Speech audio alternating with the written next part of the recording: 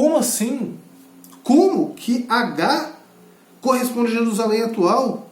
E como que Jerusalém está em escravidão? Mas os judeus de Jerusalém não são descendentes de Abraão, que são filhos da promessa, então são livres? Mas como é que eles estão em escravidão? Peraí, agora eu não entendi nada. Vamos lá, irmãos. H corresponde a Jerusalém atual. Quando o apóstolo Paulo fala Jerusalém atual, ele está apontando aqueles judeus que eram extremamente apegados à lei. E era a situação atual de Jerusalém. Alguns autores falam, Jerusalém atual, que está sob escravidão, porque está sob domínio romano, e blá blá blá, na época do Paulo. Na verdade não é isso. Na verdade é essa... H representa uma Jerusalém que ela é um centro espiritual de todo legalismo religioso da época. Era em Jerusalém que estavam os judaizantes. Era de Jerusalém que saíam os judaizantes. Era de Jerusalém que saíam essas pessoas que sim estavam escravizadas, porque tentavam ser salvas por meio das obras. E portanto não eram da descendência espiritual. Apesar de serem da descendência física de Isaac, eles eram espiritualmente descendentes de Ismael, porque confiavam na carne, não confiavam na promessa. Tá bem? Então o apóstolo Paulo está fazendo isso aqui. Tá bom? Paulo afirma que H é o Sinai porque ela representa o fogo da lei de Deuteronômio 33:2. Ela, assim como Ismael, simbolizam o esforço da carne para salvar-se. Quando ele fala de escravidão, eu já falei que ele não está falando dessa Jerusalém. Jerusalém, ele não está usando um sentido pejorativo, mas está falando que Jerusalém se tornou o centro de propagação dessa religiosidade vazia, dessa religiosidade meritória, em que as pessoas achavam que iam para o céu porque estavam fazendo coisas para merecer isso. Tá? Os filhos de H são os judaizantes de Jerusalém. Uma coisa que é importante, irmãos, que eu e você temos que ter em mente sempre: Jerusalém é a cidade de Deus. Tá? Salmo 78.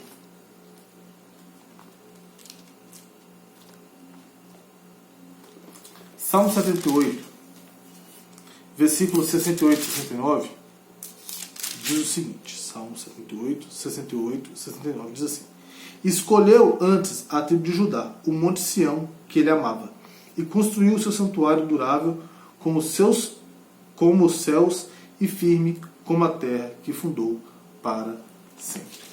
Jerusalém é a cidade escolhida de Deus. Paulo não questiona isso. Tá? Ele não questiona isso. Mas ele mostra que, naquele momento, a Jerusalém atual da época dele, era um centro de religiosos, e H, mão esquerda aqui, representava isso. Tá? Agora, para os crentes, ele continua aqui, ele pega o versículo 26 e 28, ele faz mais uma vez o contraponto. Vamos de novo?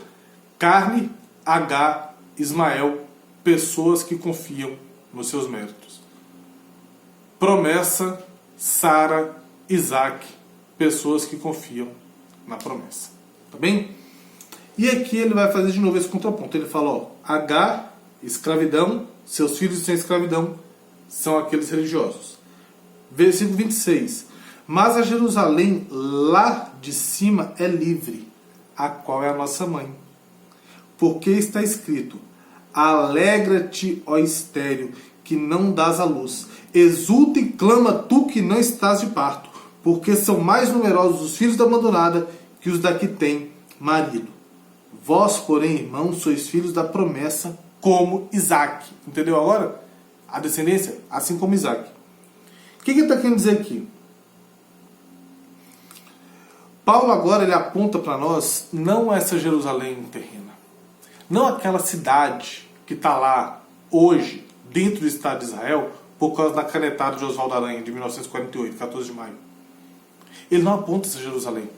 Porque o nosso coração não tem que estar nessa Jerusalém. Ele aponta mas a Jerusalém lá de cima é livre. Ela é a nossa mãe. Que Jerusalém é essa, Alberto? O versículo 27, a gente vai ver depois. Para os crentes, Paulo aponta uma cidade que não é terrena, mas que é espiritual, nos céus. E essa cidade é livre dessas maquinações humanas. É livre dessas tentativas de ganhar Deus. É livre dessas tentativas de tentar comprar Deus com o nosso comportamento. É uma cidade que é governada por Cristo Jesus. O versículo 27 aponta diretamente Isaías 54:1 e mostra o choro da mulher que não tem filhos, como Sara sofreu porque ela não tinha. Sara sofre porque ela não tem filhos. A gente vê isso também com Ana, mãe de Samuel, que sofre por não ter filhos, e não ter filhos era algo extremamente humilhante para uma mulher judia. O verso 28 mostra que da estéril veio muito mais filhos do que da outra. Olha o versículo 28. Vós, porém, irmãos, sois filhos da promessa, como Isaac. Essa descendência da promessa, irmãos, é muito maior do que a descendência da carne. Os descendentes da promessa, aqui de Sara, Isaac, são muito mais que os de Ismael e Agar. Por quê? Porque são de todos os povos, línguas e raças. Todos os que creem em Cristo Jesus têm o privilégio de serem feitos filhos de Deus e serem enxertados nessa descendência espiritual de Abraão. Todos nós somos inseridos pela fé na promessa e na descendência de Isaac, espiritualmente através de Cristo Jesus. Vamos lá. Atos, capítulo de número 3, versículo de número 25. Atos 3, 25. Diz assim: Vós sois os filhos dos profetas e da aliança que Deus estabeleceu com vossos pais, dizendo a Abraão. Essa é a parte importante. Na tua descendência serão abençoadas todas as nações da terra. Entendeu por que os filhos da promessa são muito mais que os filhos da carne? Porque os filhos da promessa têm de todo canto. E os filhos da carne só tem os que vieram de Ismael diretamente. Tá bem? E viveremos, nós estamos nessa descendência através da fé em Cristo, através da promessa. Nós vamos viver como cidadãos do reino. Nós somos cidadãos dos céus, de acordo com Filipenses capítulo 3 e versículo 20. E vamos viver como cidadãos nessa cidade maravilhosa que Cristo governa. Vamos lá onde? Hebreus capítulo 12. Vamos ler Filipenses 3:20, irmãos, que fala da nossa cidadania. Isso é tão legal. Pois a nossa pátria está nos céus, de onde também aguardamos o Salvador, o Senhor Jesus Cristo. A nossa pátria é lá. Como o apóstolo Paulo fala, a nossa Jerusalém é lá. A nossa Jerusalém não é lá de Oswaldo Aranha. A nossa Jerusalém não é ali, terrestre, daqui da terra. A nossa Jerusalém é do alto. Nós somos filhos da Jerusalém do alto. Tá? E ele fala que, e o escritor de Hebreus, do capítulo de número 12, versículo de número 22, diz o seguinte: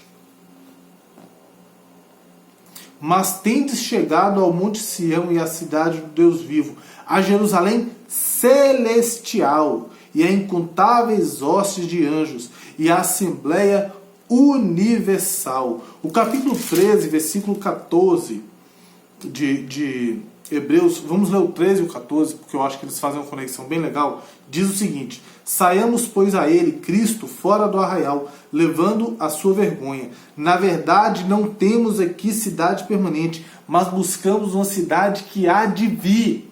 A nossa Jerusalém não é daqui, nós não confiamos na carne, nós não somos carnais, nós somos uma descendência espiritual. E por fim, Apocalipse capítulo 21, versículos de 1 a 4, um dos textos mais lindos da Sagrada Escritura, diz o seguinte: Vi novo céu e nova terra, pois o primeiro céu e a primeira terra passaram, e o mar já não existe. Vi também a cidade santa, a nova Jerusalém, que descia do céu, da parte de Deus, ataviada como noiva adornada para o seu esposo. Então ouvi grande voz, vinda do trono, dizendo: Eis o tabernáculo de Deus com os homens. Deus habitará com eles, eles serão povo de Deus, e Deus mesmo estará com eles, e lhes enxugará dos olhos toda lágrima. E a morte já não existirá, já não haverá luto, nem pranto, nem dor, porque as primeiras coisas passaram. Glória a Deus. Louvado seja o nosso Senhor, porque não somos daqui. Porque não somos de Agar, da carne de Agar, de Ismael, das obras. Nós somos da promessa, nós somos de Sara, nós somos de Isaac, nós somos de Cristo. Nós iremos viver nessa cidade governada por Jesus. Versículo 29. Como, porém, outrora, o que nascera segundo a carne perseguia ao que nasceu segundo o Espírito. Irmãos, Gênesis 21, 9. Hoje estamos usando bastante textos, né? Eu gosto de fazer isso. Eu queria aprofundar mais ainda, mas senão a nossa aula fica longuíssima. Gênesis 21, 9 diz assim: Vendo Sara que o filho de Agar, a egípcia, a qual ela dera à luz a Abraão, caçoava de Isaac, disse a Abraão. E o texto continua. Esse caçoar aqui é rir com maldade. Tá? É judiar. É judiar. É o que a gente chama hoje em dia de bullying, né? O menino fazia isso com o outro. Maldade. E o texto do apóstolo Paulo fala que, como porém outrora, lá em Gênesis 21, o que nasceu segundo a carne, Ismael, perseguiu o que nasceu segundo o Espírito, assim também é agora. O que ele está querendo dizer aqui? Irmãos, quem acredita em método vai perseguir quem acredita só pela fé. Quem acredita na capacidade da carne vai perseguir quem acredita na promessa. Quem acredita nas suas obras vai perseguir quem acredita em Jesus somente. Porque ele vai falar assim, só isso? Tá achando que só isso vai dar certo? Só crê em Jesus? Já viu como muita gente fala assim, é muito fácil, o cara pronto, faz isso e isso, depois ele aceita Jesus, tá tudo certo com Deus. É isso mesmo. Até para nós que somos cristãos, às vezes é difícil isso, né? Você olhar para um camarada que matou uma moça, como a gente tem aquele caso aqui em Minas, do Guilherme de Pádua, e a gente vê vários outros que fizeram, aconteceram, e aí você olha assim e vê que o cara aceitou Jesus e tá tudo certo? Tá. Diante de Deus, tá. Agora as questões jurídicas aqui, do que ele tem que resolver com a justiça, é uma outra conversa. Mas a partir do momento em que ele creu em Cristo Jesus, ele creu na promessa, ele se torna como descendente de Abraão, de Ismael, em Cristo, nessa árvore espiritual. Ele está enxertado em Cristo Jesus. Ele já não vive mais, mas Cristo vive nele. E o viver que ele vive nessa carne, hoje ele vive pela fé no Filho de Deus que o amou e se entregou por ele. Para quem está aqui em H, na carne, em H, em Ismael, no poder das obras, é impossível conseguir ter harmonia com quem está aqui. Porque quem está aqui está confiando totalmente na capacidade do outro. E quem está aqui está confiando totalmente na capacidade de si. O cristianismo é uma religião incrível, irmãos, porque é a única religião do mundo em que você é salvo pelo mérito do outro. Você não vai para o céu porque você é bonzinho. Você vai para o céu porque Jesus é bom. Você é um cidadão da Jerusalém Celestial porque Jesus é bom, não é porque você é bonzinho. Então quem está aqui na coluna da esquerda vai sempre atacar quem está na coluna da direita. Assim como Ismael atacava Isaac, quem está aqui ataca a gente. Ele vai continuar atacando, porque o mundo é assim, porque a Bíblia diz que é assim. E o texto continua. Contudo, o que diz a Escritura? E é legal, porque ele começou, vocês não ouvem a lei? Lá no versículo 21, dizei-me vós que quereis estar sob a lei, acaso não ouvis a lei? E aqui ele fala, o que diz a Escritura? Ele está sempre voltando na Escritura, ele sempre volta, o argumento é sempre escriturístico. Lança fora a escrava e seu filho, porque de modo algum o filho da escrava será herdeiro com o filho da livre. Ele está citando diretamente aqui Gênesis 21, de 10 a 12. Tá? Irmãos, não há como andar junto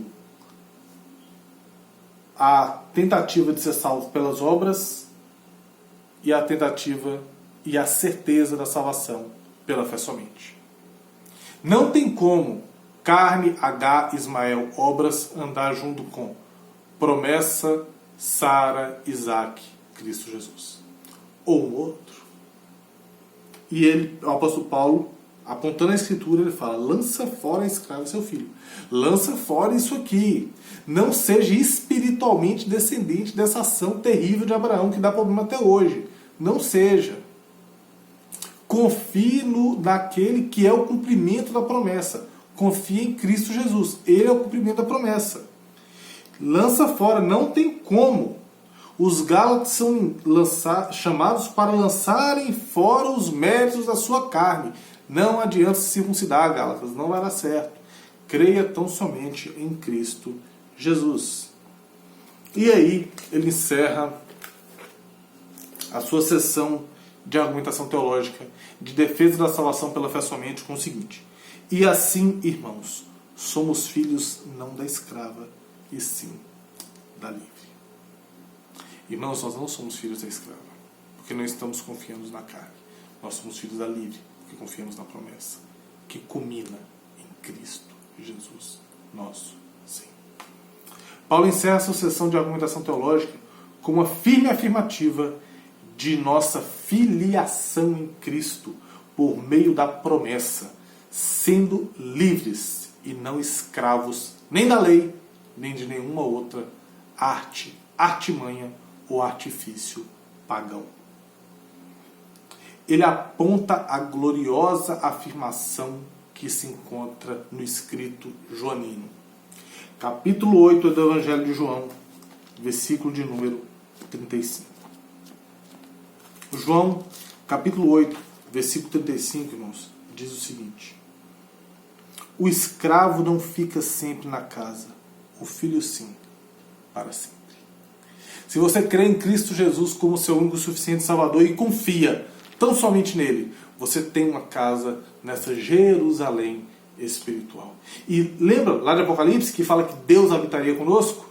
Nós vamos habitar com o Pai, por causa do mérito do Filho. Porque cremos no Filho. E o Filho é o resultado da promessa a Abraão. E nós não seremos jogados fora. Porque o Filho está sempre em casa. O escravo não. João, capítulo 8, versículo 35. O escravo não está sempre em casa, mas o Filho está sempre em casa.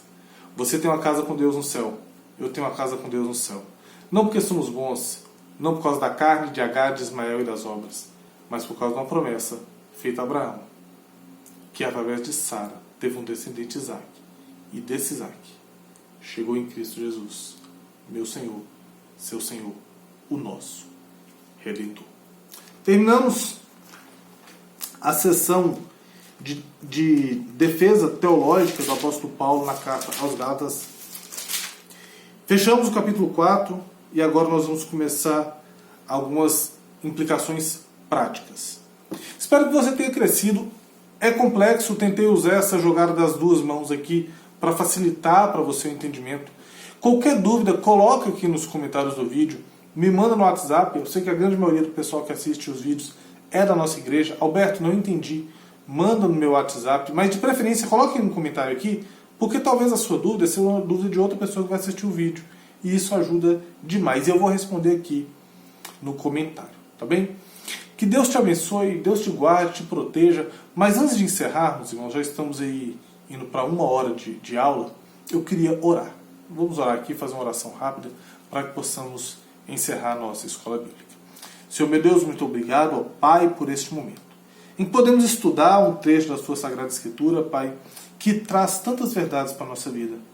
Pai Santo, nós não somos descendentes de uma carne, nós não estamos confiados em uma carne, nós não temos o caráter carnal. Pelo contrário, nós somos filhos espirituais do Senhor, porque cremos na promessa que se confirma, que se realiza e que se mostra na vinda de Cristo Jesus no tempo correto para nos salvar. Muito obrigado ao Pai, porque o Senhor executou essa salvação que foi projetada antes da fundação do mundo. E nos ajude, ó Deus, a não vacilarmos na fé, a confiarmos tão somente na Tua capacidade para nos dar a salvação. E que o Senhor possa, sim, nos alegrar o coração, sabendo que não somos daqui, mas que aguardamos uma cidade que há de vir, onde seremos cidadãos, onde seremos filhos, onde Cristo Jesus reina eternamente. Obrigado por tudo quanto tens feito. Essa é a nossa oração, no nome santo de Jesus. Amém e amém. Deus te abençoe. Agora sim, que Deus te guarde, Deus te proteja, que Deus te dê um bom tempo e até o nosso próximo encontro aqui no canal da Igreja Batista da Vila de Lermina, na nossa Escola Bíblica Dominical. Tchau, tchau!